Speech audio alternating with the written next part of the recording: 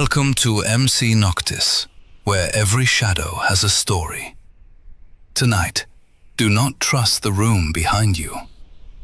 At 3:14 on a Sunday morning, a security camera inside a San Francisco restoration studio recorded Elise Warren entering the same room twice. The first Elise appeared in the antique mirror. The real Elise came through the door 11 seconds later. She was carrying a black cloth and breathing as though she had run several blocks. She did not look directly at the glass. She approached it sideways, watching the floor, while the woman in the reflection turned to face her. That woman looked like Elise and wore her clothes. But a dark mourning veil hung over her face, and both of her hands rested on the lid of a narrow wooden box. There was no box in the real room. There was no veil. There was only the mirror, the unfinished walls, and Elise whispering to herself that she still had 11 seconds. She raised the black cloth. Her reflection raised nothing. Instead, it lifted one finger and pointed behind her. Elise did not turn. She threw the cloth over the mirror. For several seconds, the camera showed the covered glass standing motionless. Then, something beneath the cloth pressed outward. Not a hand, a face. It pushed through the fabric until the features became visible. Elise's closed eyes, Elise's mouth, and a smile she had never made. The studio lights went out. In the darkness, the security camera continued recording. The black cloth fell to the floor. The mirror no longer reflected the studio. It showed the same room after a funeral. Candles had burned to their holders. Empty chairs faced the glass. On the wooden box lay a framed photograph of Elise. Someone stood behind the camera in the reflection. The real camera saw no one. That unseen person leaned close enough for the microphone to catch a whisper. She looked away. When the lights returned, only one Elise remained in the room. 6 nights earlier, Elise had purchased the mirror for $80. The seller asked for only one promise: never clean the cloudy circle at the center of the glass. Elise Warren restored damaged interiors for a living. She knew how careless hands could erase a century in an afternoon. She did not believe objects remembered the people who owned them. She believed people left evidence. The mirror stood in the back room of a closing antique shop on Waverly Place. It was nearly 7 feet tall, framed in black lacquer, with 8 bronze medallions arranged around the glass. Each medallion showed the same small figure holding a candle before a doorway. The glass itself was remarkably clear, except for an oval of grey haze at its center, roughly the size of a human face. Vivian Lynn, the shop's owner, watched Elise examine it. Vivian was in her 60s, severe and elegant, with silver hair cut at her jaw. She wanted $80 for it. "The cloudy part stays," she said. Elise assumed the silvering had oxidized. "I can stabilize it. You can leave it alone." Vivian's tone made Ben Hale look up from the packing blankets. Ben was Elise's contractor and oldest friend, a broad-shouldered man who treated every superstition as an invitation to make a joke. He held his hand before the mirror and waved. "Seems friendly?" Vivian did not smile. She wrapped the glass herself, first in rice paper, then black cloth, then a moving blanket. Before Ben lifted it, she made Elise sign the receipt beneath a handwritten condition. The center was not to be cleaned, polished, warmed, breathed upon, or viewed by candlelight. "Is this for insurance?" Elise asked. "It is so you cannot say no one warned you." The mirror was intended for a Victorian house Elise was restoring 3 blocks away.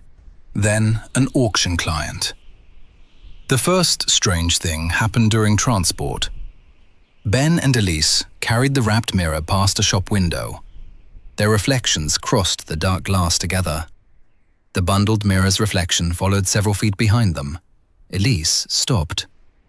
In the window, the reflected bundle continued forward. Then, it jerked backward and aligned with reality. Ben saw nothing. At the house, they set it upright in the bare restoration studio. In the mirror, Elise briefly saw a second door behind her. It was narrow, painted black, and standing open. When she turned, there was only wall. That evening, moisture appeared beneath the wrapping. Elise worried that trapped humidity would damage the lacquer. She removed the blanket, then the black cloth, then the rice paper. The glass was dry everywhere, except the cloudy oval. Condensation gathered there in slow beads. One bead moved upward. Elise touched it with a cotton cloth. Grey residue came away immediately. Beneath it, the glass was so bright it looked like an opening cut into the room. She remembered Vivian's warning. Then she remembered the mirror's value.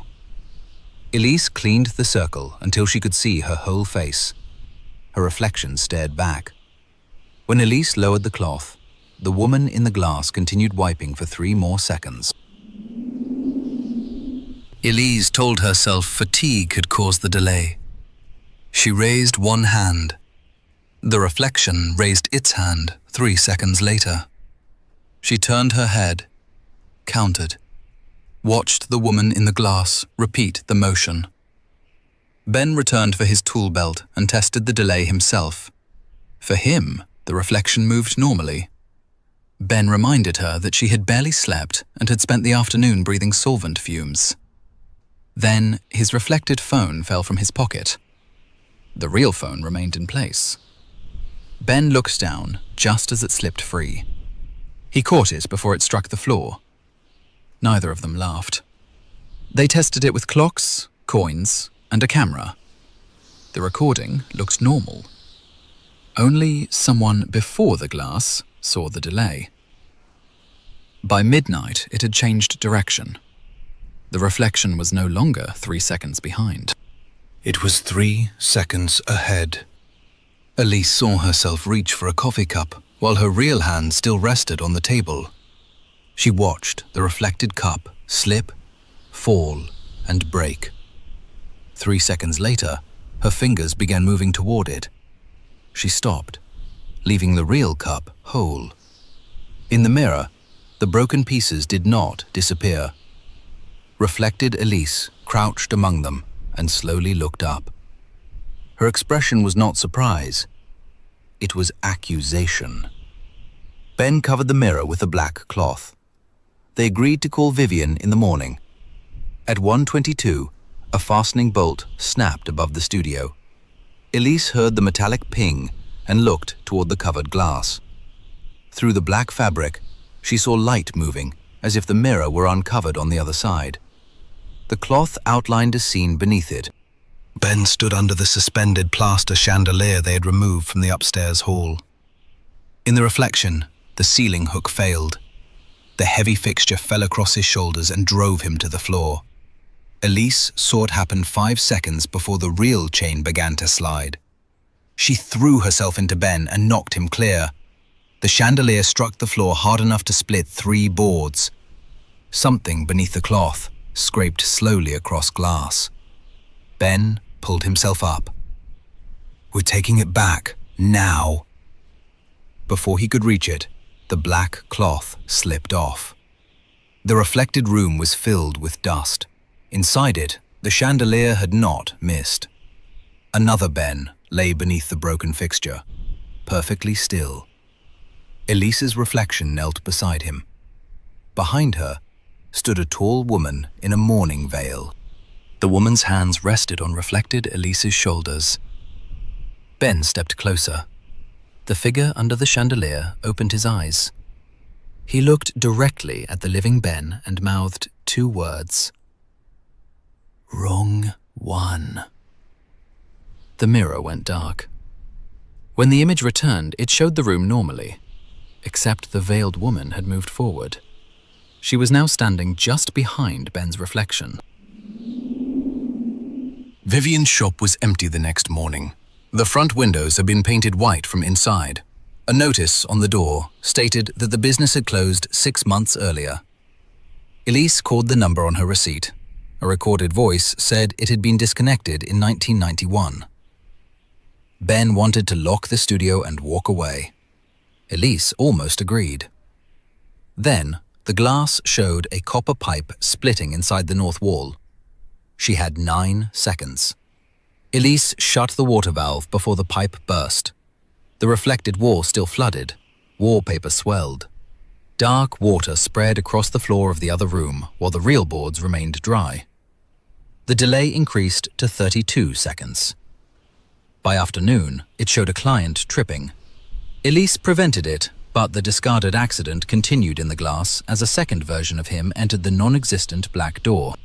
Elise began writing down everything the mirror showed. She told Ben she was documenting a phenomenon. In truth, she had discovered something more intoxicating than evidence. Control. The mirror warned her of slipping ladders, faulty lamps, and cracking panels. Each time she interfered, reality obeyed her instead of the glass. And every time she won, the veiled woman came closer.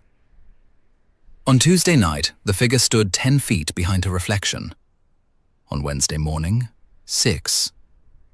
By Wednesday evening, Elise could see the woman's veil move when she breathed. Ben stopped appearing correctly in other surfaces. In the chrome sink, his shoulders bent beneath invisible weight. A studio photograph showed his face blurred by a grey oval. Ben blamed the mirror. Elise blamed stress. That night, he caught her using it to choose which route to drive home. The glass showed a collision at one intersection and an empty road at another. "You don't know it's showing the future," Ben said. "It has been right every time."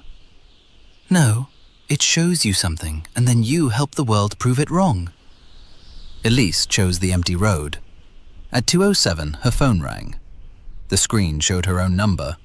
She answered and heard the restoration studio, its clock, and Ben calling from far away. Then another voice spoke close to the phone.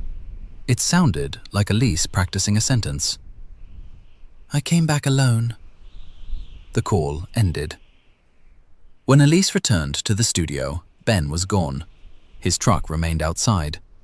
The mirror showed him inside the reflected room, standing before the narrow black door. He struck the glass from the other side. There was no sound. Elise ran forward. The real studio door opened behind her. Ben entered, carrying coffee. He asked why she looked frightened.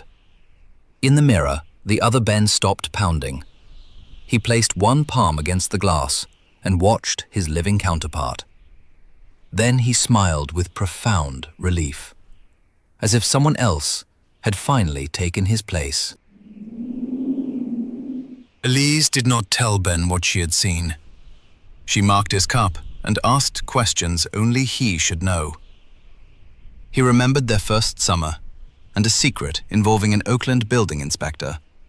But he did not remember being struck by the falling chandelier. Elise reminded him that it had missed. Ben touched his shoulder. Then why does it hurt?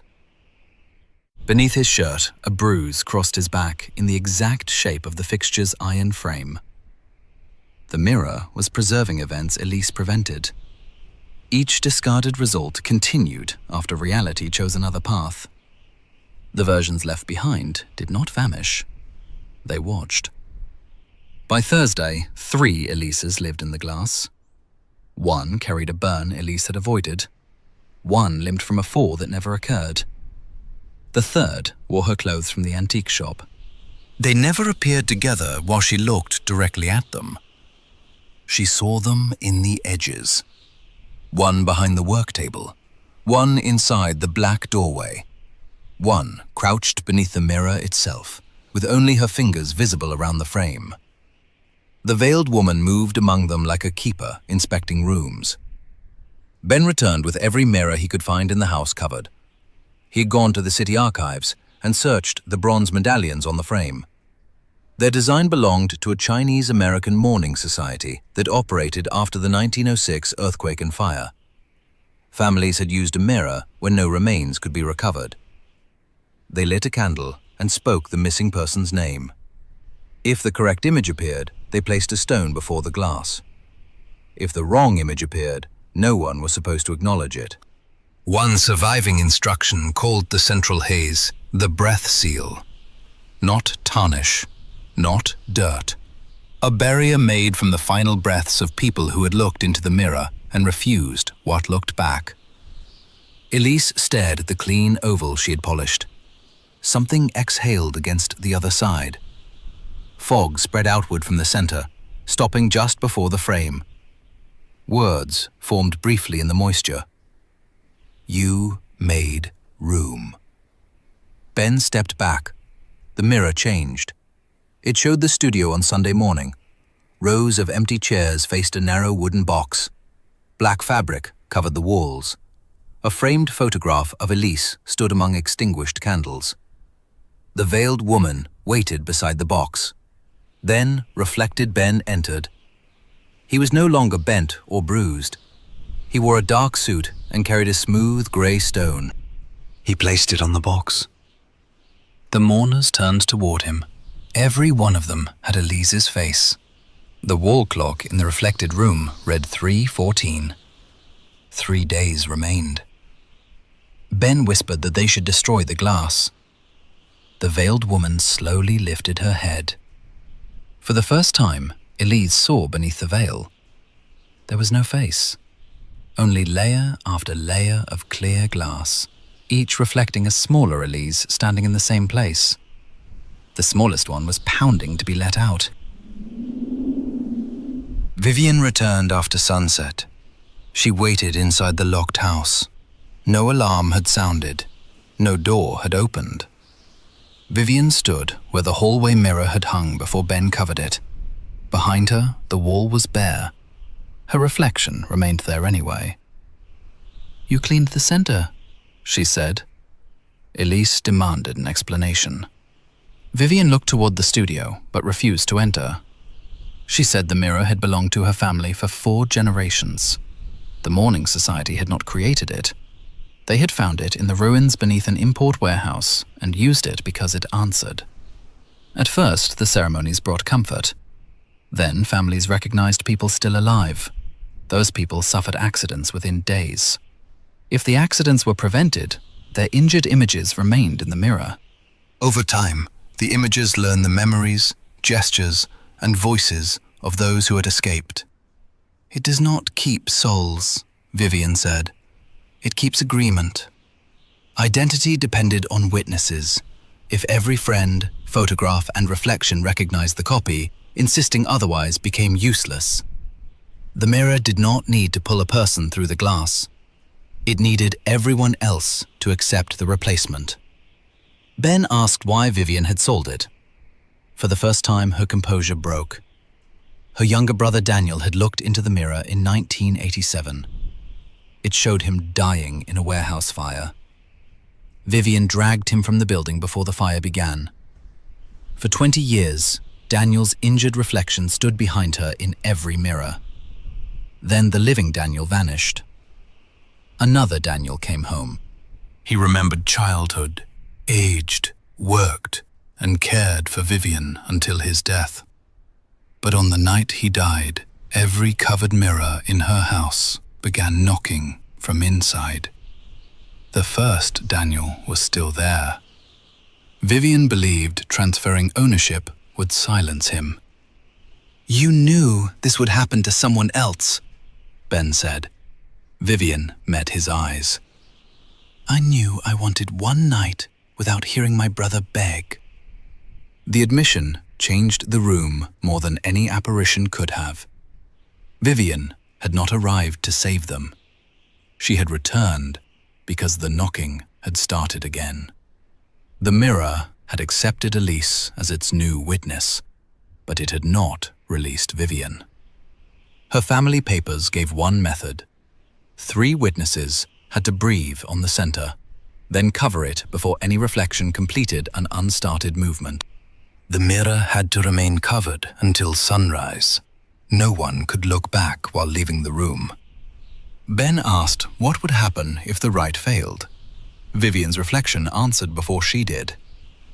It will choose. They entered the studio at 11:40. The reflected funeral had already begun. Candles burned in a room where the real lights remained on. Chairs were filled with silent mourners wearing Elisa's face. The narrow box stood open. It was empty. The veiled woman held one hand above it, waiting for a body that had not yet decided where it belonged. Elise, Ben, and Vivian leaned toward the clean oval. Together, they breathed on the glass.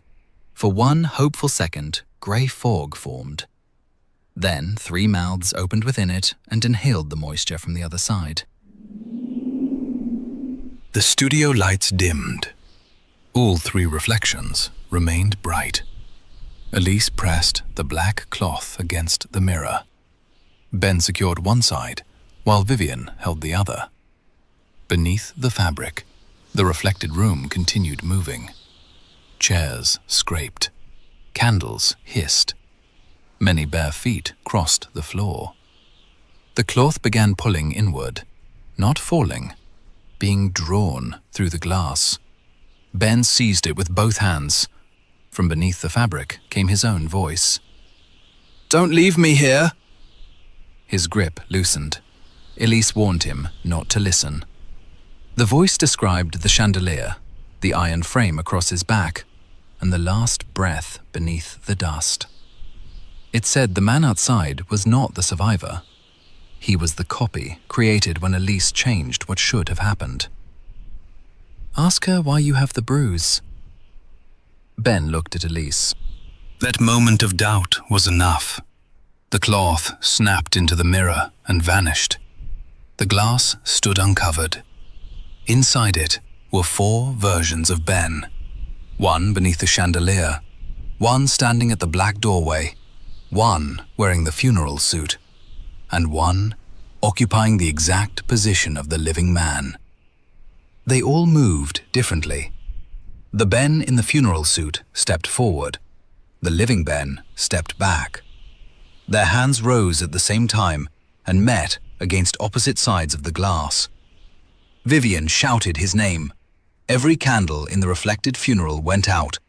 The mirror struck back with a sound like a building inhaling. Vivian's reflection was pulled sideways into darkness. The real Vivian remained standing. Elise turned toward her and forgot who she was.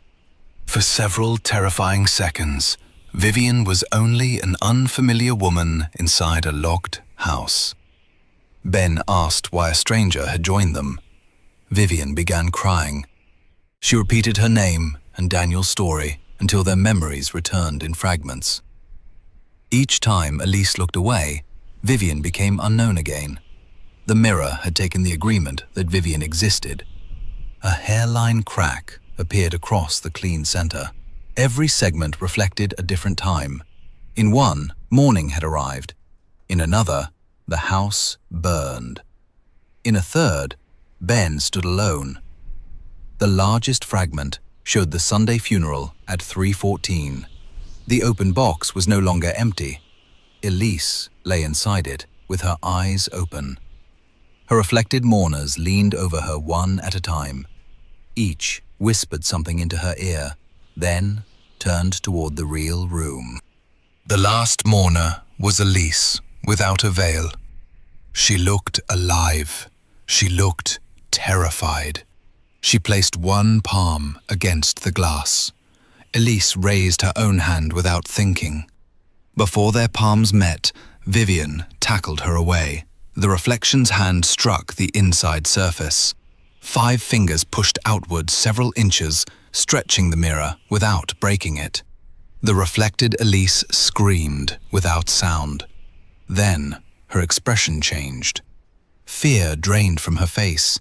Her posture settled. She looked at Ben, then Vivian, then the room, studying each detail. She was not asking to escape anymore. she was learning where she would stand when she did. The war clock moved to 3:14. It was still Friday night. The mirror had stopped waiting for Sunday. The reflected clock began counting backward. 3:14, 3:13, 3:12. As the minutes retreated, chairs slid across the real floor. Black fabric unrolled. Half-burned candles appeared. The reflected black door pressed through the plaster. The mirror was not predicting Elise's funeral.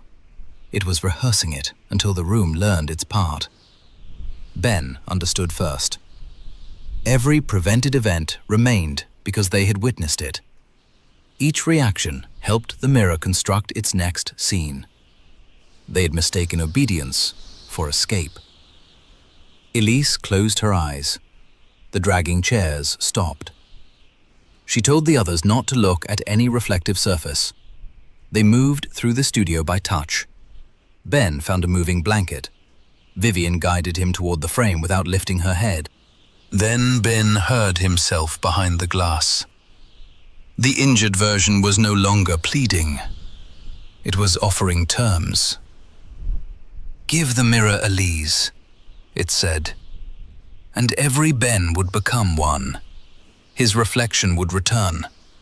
No one would question who survived. Ben continued toward the mirror. Elise believed he was carrying the blanket. Instead, he took her wrist. "I'm sorry," he whispered. He pulled her in front of the glass. Elise opened her eyes. The funeral room had reached 3:06. The reflected Ben stood healthy in his dark suit. The injured versions were gone. Living Ben saw himself complete and began to sob. He pushed Elise's palm toward the surface. Vivian tried to stop him, but the black doorway opened. A pair of pale hands reached from the impossible room and dragged her backward. She crossed the threshold without passing through the wall. The door closed. Elise and Ben were alone. Except for the mourners.